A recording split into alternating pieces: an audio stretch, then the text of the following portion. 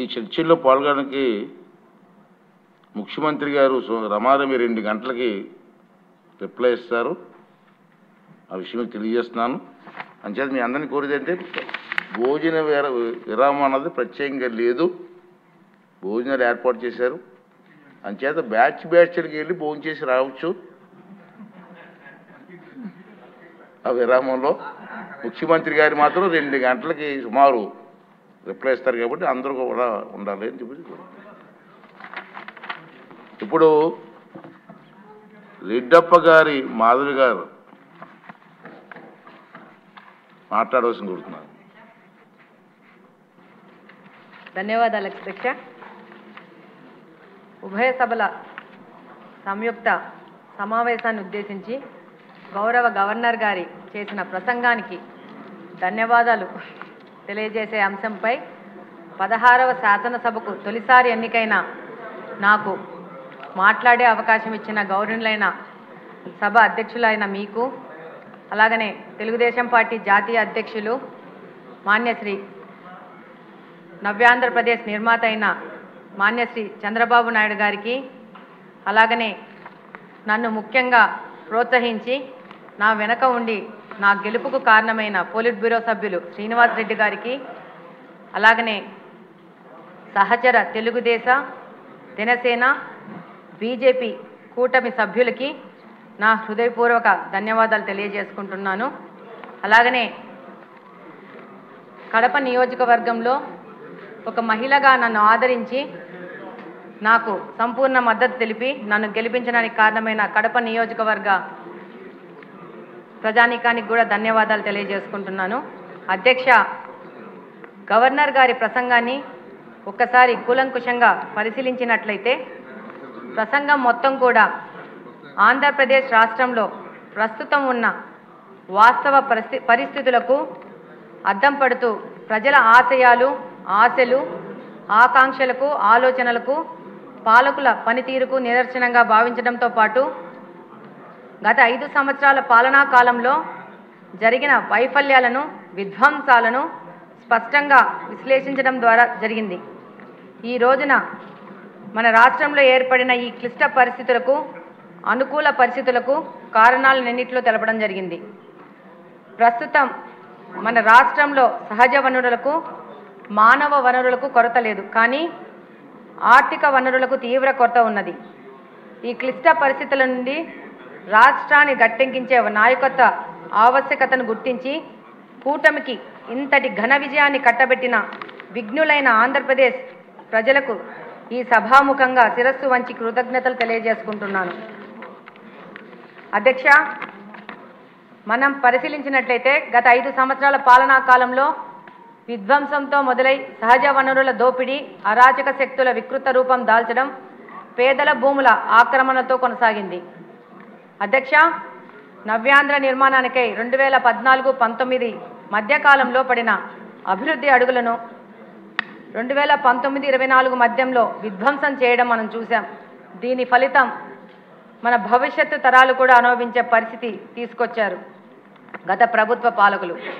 అధ్యక్ష, విఘ్నులైన ఆంధ్రప్రదేశ్ రాష్ట్ర ప్రజలు ఏ పనినైనా ప్రారంభించే ధైర్య సాహసాలు, కొనసాగించే కృషి, పూర్తి చేసే పట్టుదల, అవరోధాలను ఎదుర్కొనే ధైర్యం, వాటిని అవకాశాలుగా మార్చుకునే శక్తియుక్తులు ఉన్న నాయకులు శ్రీ నారా చంద్రబాబు నాయుడు గారే అన్న విషయాన్ని ఆంధ్రప్రదేశ్ ప్రజలు సంపూర్ణంగా విశ్వసించి విధ్వంసకర పాలనను అంతమొందించి అభివృద్ధిని ఆకాంక్షిస్తూ తెలుగుదేశం పార్టీ నేతృత్వంలోని కూటమి ప్రభుత్వానికి అఖండ విజయంతో ఆశీర్వదించారు.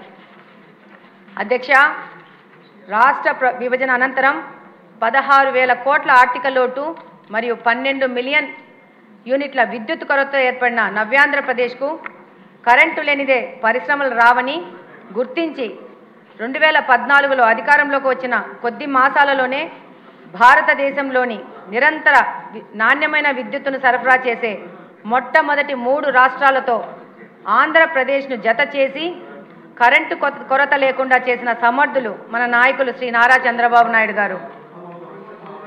అధ్యక్ష, గవర్నర్ గారు చెప్పిన విధంగా 1953వ సంవత్సరంలో నాటి మద్రాసు నుంచి ఆంధ్ర రాష్ట్రం విడిపోయినప్పుడు 1956లో నాటి ఆంధ్రప్రదేశ్ హైదరాబాద్ రాష్ట్రంలో ఆంధ్ర రాష్ట్రం కలిసి ఆంధ్రప్రదేశ్గా ఏర్పడినప్పుడు మరియు నిన్నటి 2014 సంవత్సరంలో తెలంగాణ రాష్ట్ర ఏర్పాటు సమయంలోనూ ఆంధ్ర ప్రాంతమే రాజధాని కోల్పోవలసి వచ్చింది. ఇట్టి పరిస్థితుల్లో చంద్రబాబు నాయుడు గారి సమర్థత మీద ఉన్న అపార నమ్మకంతో ఆయన ఇచ్చిన పిలుపు మేరకు అమరావతి ప్రాంత రైతులు స్వచ్ఛందంగా 33,000 ఎకరాల భూమిని ప్రభుత్వానికి ₹1 ఖర్చు లేకుండా అప్పగించారు. ఆ భూమిలో అంగరంగ వైభవంగా అమరావతి రాజధాని దేశ ప్రధాని సమక్షంలో భూమి పూజ కూడా జరిగింది. కానీ దురదృష్టవశాత్తు ఏంటంటే తర్వాత వచ్చిన పాలకులు అమరావతిని విధ్వంసం చేసి రాజధాని లేని రాష్ట్రంగా ఆంధ్రప్రదేశ్ని మిగిలిచ్చారు. అధ్యక్ష, పెట్టుబడులు పెట్టిన పారిశ్రామికవేత్తలను మరియు సంబంధిత ప్రభుత్వ శాఖల అధికారులు జైలుకు వెళ్లిన నేపథ్యం ఉన్న గత పాలకులు వారసత్వం ఉన్న మన రాష్ట్రంలో పెట్టుబడులను పెట్టడానికి ఎవరూ ముందుకు రాని ఈ తరుణంలో పారిశ్రామికవేత్తలకు భరోసా కల్పించి శాంతియుతమైన వాతావరణం కల్పించి పెట్టుబడులు రాబట్టడంలో మన నాయకులు శ్రీ నారా చంద్రబాబు నాయుడు గారు సఫలీకృతం అవుతున్నారు. Every crisis offers you an extra desired power అన్న మాటల చందాన మన నాయకులు శ్రీ నారా చంద్రబాబు నాయుడు గారు నిరంతరం నూతన శక్తితో పనిచేస్తూ మన రాష్ట్ర భవిష్యత్తును నిర్మించే పనిలో ఉన్నారు. అధ్యక్ష 2014-19 మధ్య కాలంలో 7 రకాల మిషన్స్ ద్వారా ఆంధ్రప్రదేశ్ను ప్రగతి పదంలో ముందుకు తీసుకెళ్లి అనేక రకాలైన విధానాలను అనుసరిస్తూ వచ్చిన ప్రతి అవకాశాన్ని ఈ 7 రంగాల్లో ముందుకు వెళ్ళి భారతదేశంలో మిగతా రాష్ట్రాల కంటే ముందుగానే అవకాశాలను అందిపుచ్చుకొని విధంగా సన్ రైజ్ స్టేట్ అనే నినాదంతో రాష్ట్రాన్ని అభివృద్ధి పదంపై పరుగులు పెట్టించినారు నాటి మరియు నేటి ముఖ్యమంత్రులైన శ్రీ నారా చంద్రబాబు నాయుడు గారు. కానీ గత 5 సంవత్సరాల్లో పాలకుల అనాలోచిత విధానాల కారణంగా పెట్టుబడులు మన రాష్ట్రం నుండి వెనక్కి వెళ్లడం మనం చూసాం. ఇట్టి పరిస్థితుల్లోనూ nothing can be done without hope and confidence అన్న సూత్రాన్ని పూర్తిగా నమ్మిన వ్యక్తిగా శ్రీ నారా చంద్రబాబు నాయుడు గారు మన రాష్ట్రాన్ని ముందుకు నడిపించే ప్రయత్నం చేస్తున్నారు. అధ్యక్ష, 2014-19 మధ్యకాలంలో జన్మభూమి అనే కార్యక్రమం ద్వారా దేశ విదేశాల్లో సెటిల్ అయిన తెలుగు వారిని స్వగ్రామ అభివృద్ధిలో భాగస్వాములను చేసి నా ప్రజ్ఞాశీలి మన నారా చంద్రబాబు నాయుడు గారు ఈ కార్యక్రమం ద్వారా సూక్ష్మ ప్రణాళికను తయారు చేసి తద్వారా మండల స్థాయిలో జీడీపీని లెక్కించడం ద్వారా ప్రజల జీవన ప్రమాణాన్ని అంచనా వేసి తద్వారా అభివృద్ధి కార్యక్రమాలను చేపట్టడం జరిగింది. అధ్యక్ష, 2014-19 పాలన కాలంలో అభివృద్ధితో పాటు సంక్షేమానికి ప్రాధాన్యత ఇచ్చి ₹200గా ఉన్న సామాజిక పెన్షన్ను ₹2,000కు పెంచిన ఘనత నారా చంద్రబాబు నాయుడు గారిది. దానిని ఇప్పుడు ₹4,000కు పెంచి అలాగనే వికలాంగులకు ₹6,000కు పెంచి సంక్షేమం పట్ల తనకున్న చిత్తశుద్ధిని చాటుకున్న మానవతావాది మన ముఖ్యమంత్రి చంద్రబాబు నాయుడు గారు. అధ్యక్ష, ముఖ్యంగా ప్రస్తుతం మన రాష్ట్రంలో ఉన్న మానవ వనరుల నైపుణ్యాలను లెక్కించేందుకు ఒక కొత్త వరవడి స్కిల్ సెన్సెస్ చేపడుతుండడం దేశానికే ఆదర్శం కానున్నది. అధ్యక్ష, 2014-19 మధ్యకాలంలో స్మార్ట్ విలేజ్ స్మార్ట్ వార్డ్ అనే కార్యక్రమం ద్వారా గ్రామాలు మరియు వార్డుల్లో 20 రకాల జీవన ప్రమాణాలను అభివృద్ధి పరిచే సంకల్పంతో పనిచేశాం. మన గౌరవ ముఖ్యమంత్రి నారా చంద్రబాబు నాయుడు గారు. అధ్యక్ష, పేదలకు ₹5కే భోజనాన్ని అందించే అన్నా క్యాంటీన్లను గత ప్రభుత్వం రద్దు చేయడం అత్యంత అనాలోచిత చర్య. ప్రస్తుతం మన ప్రభుత్వం తిరిగి అన్నా క్యాంటీన్లని ఏర్పాటు చేస్తుండడం ఒక ఆనందదాయకమైన పరిణామం. అధ్యక్ష, ప్రతిభావంతులైన ఎస్సీ ఎస్టీల పిల్లల విద్యాపరమైన అవసరాలను దృష్టిలో ఉంచుకొని అంబేద్కర్ విద్యానిధి పేరిట ఒక నిధిని ఏర్పాటు చేసి ఉండడం 2015-16 సంవత్సరంలో వృత్తిపరమైన మార్గదర్శకత్వం ఇవ్వడం కోసం ఎన్టీఆర్ విద్యోన్నతి పథకం ద్వారా పాశ్చాత్య విశ్వవిద్యాలయాలలో పోస్ట్ గ్రాడ్యుయేషన్ లేదా దాని స్థాయి అయిన కోర్సులను అభ్యసించడానికి ఎస్సీ ఎస్టీ విద్యార్థులకు అవకాశం కల్పించారు. అధ్యక్ష, బీసీ సప్లాన్ను అమలు చేయాలని సంకల్పంతో 2015 బడ్జెట్ సదరు బిల్లును ఆమోదించి ఉండడం ఈ సందర్భంగా మనమందరం ప్రస్తావించుకోవాల్సిన అవసరం ఎంతైనా ఉంది. అధ్యక్ష, అలాగే మైనార్టీల సంక్షేమం కోసం వారిని దృష్టిలో పెట్టుకొని దుల్హన్ పథకం రోషిని, షాదీఖానా నిర్మాణం, రంజాన్ తోఫా, హజ్ భవనాల నిర్మాణం వంటి ముస్లిం సోదరులకు ఉపయోగమైన అనేక అభివృద్ధి సంక్షేమ పథకాలను చేపట్టడం గుర్తు చేసుకోవాల్సిన అవసరం ఎంతగానో ఉంది. అధ్యక్ష, ఇకపోతే మహిళా సంక్షేమం గురించి, మహిళా సాధికారత గురించి తెలుగుదేశం పార్టీకే పేటెంట్ హక్కు ఉంది. అందులో నాది కూడా ఒక ఉదాహరణ. 60 సంవత్సరాల నుంచి కడప నియోజకవర్గంలో ఏ పార్టీ కూడా ఒక మహిళకు అభ్యర్థిగా ప్రకటించి ఎన్నికలకు పంపించలేదు.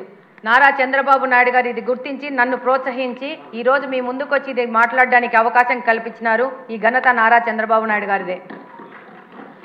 అధ్యక్ష, స్థానిక సంస్థల ఎన్నికల్లో రిజర్వేషన్లు మొదలుకొని నిన్నటి డ్వాక్రా పొదుపు సంఘాల ఏర్పాటు, దీపం గ్యాస్ కనెక్షన్లు, నేటి ఆర్టీసీ బస్సుల్లో ఉచిత ప్రయాణం, ఉచిత గ్యాస్ సిలిండర్లు వరకు అనేక మహిళా సాధికారత దిశగా అనేక సంస్కరణలు చేపట్టిన ఘనత తెలుగుదేశం పార్టీ అధ్యక్షులు నారా చంద్రబాబు నాయుడు గారిదని చెప్పడానికి గర్వపడుతున్నాను.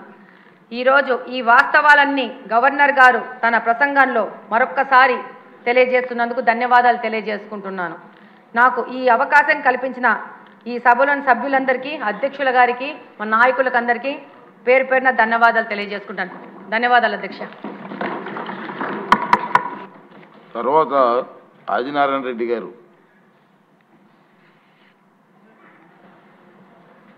క్లుప్తంగా. సార్ అధ్యక్ష నమస్కారం. 3 లేదా 4 నిమిషాలు అధ్యక్ష. 3 స్టెప్పులు అధ్యక్ష. నిన్న గవర్నర్ గారు 1 నుండి ఈ పుస్తకంలో 9 పాయింట్ల వరకు ఒక స్టెప్పు, 9 నుండి 32 పాయింట్ల వరకు సెకండ్ స్టెప్పు, ఆ తర్వాత 43 వరకు మూడో స్టెప్పు. ప్రతి అక్షరాన్ని దీంట్లో లిఖితంగా ఉన్న అక్షరాలను కాలువ శ్రీనివాసుల గారు ప్రవేశపెట్టడం, శిరీష గారు, మా చౌదరి గారు, ఆమె ముగ్గురు మాట్లాడడం జరిగింది అధ్యక్ష.